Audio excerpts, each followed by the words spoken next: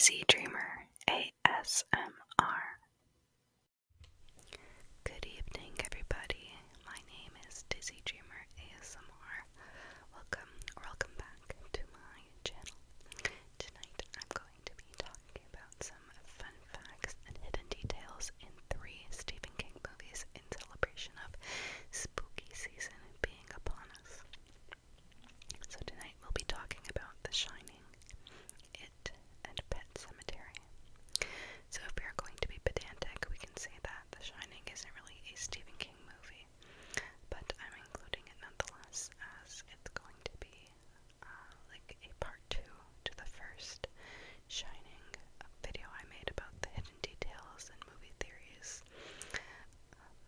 So I did that a few months back, so this is going to be like a little part 2 to that.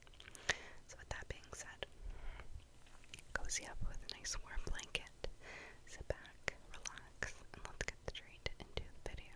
Fact number 1, the infamous "Here's Johnny" line was actually improvised by Jack Nicholson, so it wasn't in the script, and he borrowed it from the intro to The Tonight Show starring Johnny Carson.